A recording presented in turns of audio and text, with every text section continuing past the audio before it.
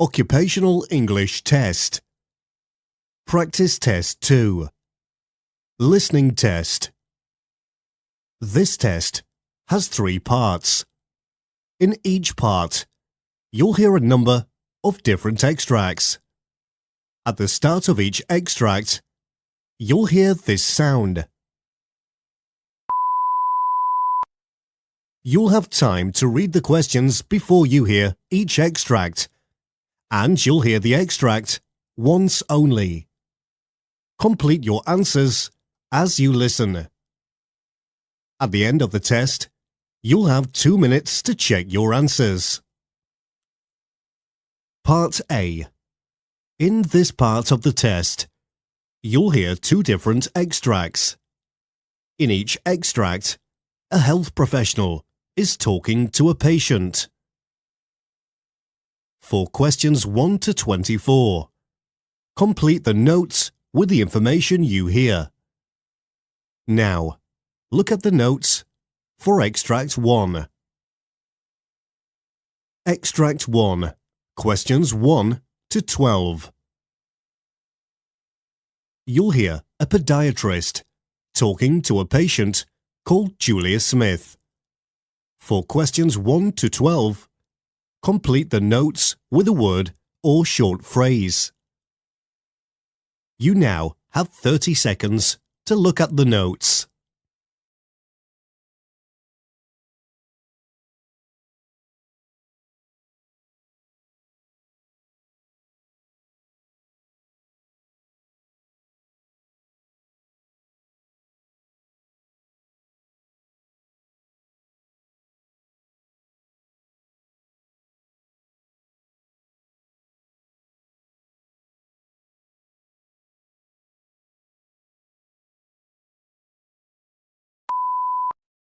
Hello, Miss Smith. It's a pleasure to see you today. The referral letter from your GP is quite detailed, but could you tell me, in your own words, what you're hoping we can achieve today? Oh, call me Julia, and where do I start? Well, first of all, thanks for seeing me this late. I guess you're used to us 43-year-olds trying to have it all, keeping pretty odd hours, huh? Yes, I am. Sometimes it seems like the corporate world never sleeps. True. Well, as you know, I was diagnosed with type 2 diabetes not too long ago, and I'm really just trying to get my head around it all.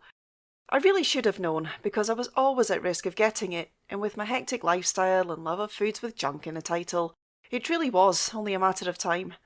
Now, the way the doctor tells it, I have to take this medication daily for the foreseeable future at least. I guess the reason I'm here is because of late I've noticed some discoloration in my feet, particularly the right one. In fact, if you look, it's all kind of becoming quite red and splotchy. It wasn't like that before. Yes, I can see. Would you mind if I take a closer look? No, not at all.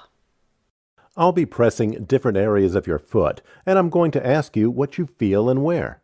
I'm going to need you to close your eyes for me while I do this. No peeking, okay? Okay. Thanks.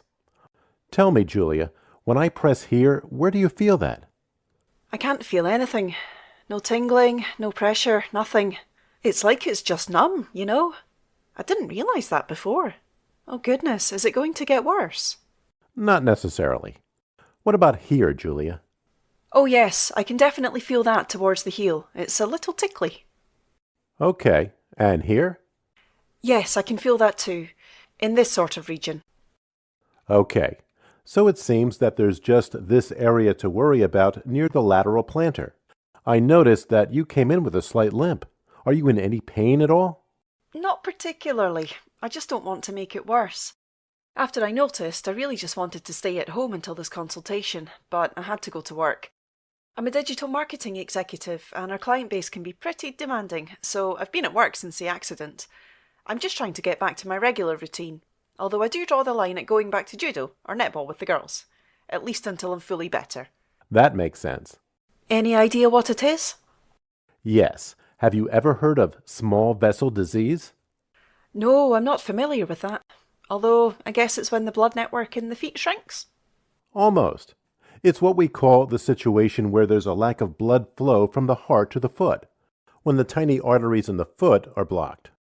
It's not necessarily the reason for the discoloration, though, so I'd need to re-refer you back to your GP to take a look at that. Oh, right. You don't have any lesions on your foot, which is a good sign, but with neuropathy, we really do have to act quickly to make sure that it doesn't develop any further. Is that like gangrene? I've heard that people can have gangrene and have to have their feet lopped off. Neuropathy is the stage before that, and like I said, it looks like you're here just in time. I'd like to give you some advice so that you know how to look after your feet in between our annual checkups here at the clinic. Thank you. I'd be very grateful for that. When you're walking about in the house, are you usually barefoot? No. It can get quite chilly, so I do always try to wear something, even if it's just my fluffy pink slippers. That's good. Try to check the soles of your feet every day. Look out for any changes to the color, temperature. Particularly look out for any swelling and contact the clinic or myself if you notice any lesions, okay? Definitely. Great. It's unlikely that the sensations in your feet will return, but please do make a note of any other unusual sensations that you feel in other areas of your foot. If, for example, you notice the numbness spreading, then definitely give us a call. Extract 2. Questions 13 to 24. You hear a GP talking to a patient, John Clarke. For questions 13 to 24, complete the notes with a word or short phrase.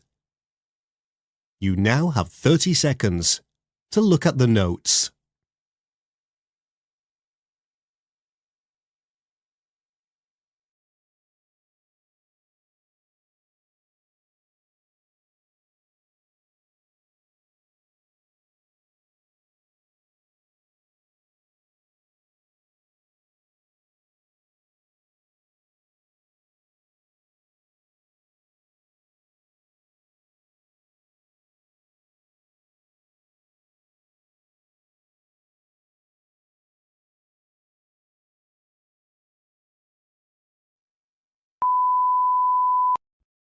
Hello, Mr. Clarke.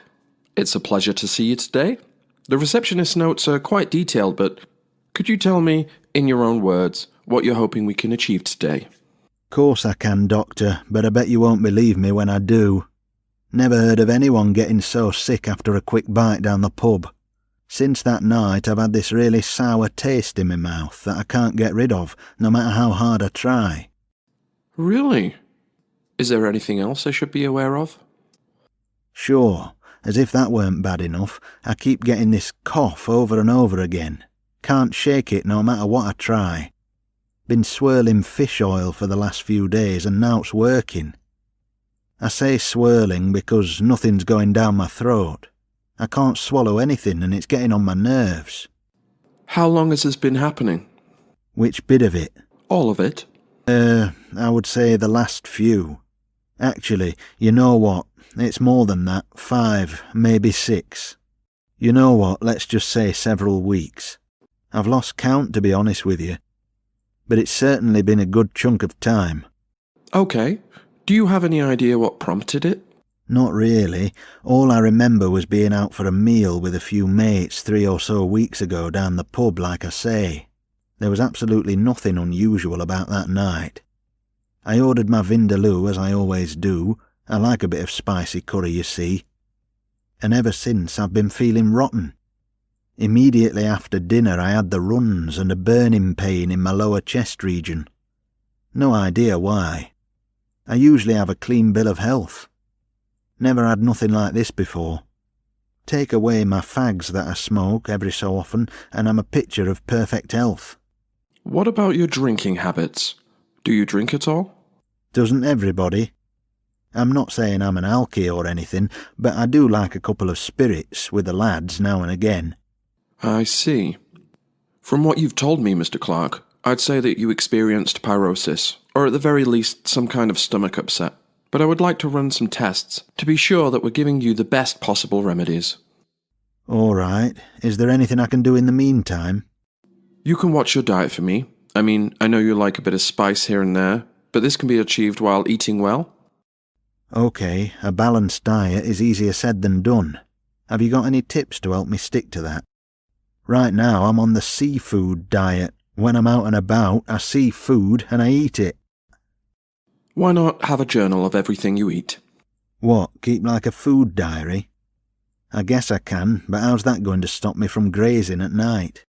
It's all about routine. For example, if you wake up, go to work, come back and get ready for bed on autopilot, it's helpful to get into the habit of preparing your next day's meal before you go to bed. On that point, it's crucial that you Go to sleep at the same time every day. I know, I remember. You gave me the same advice last time. You remember? That's good news. Let's see what we can do for you in terms of those diagnostics. That's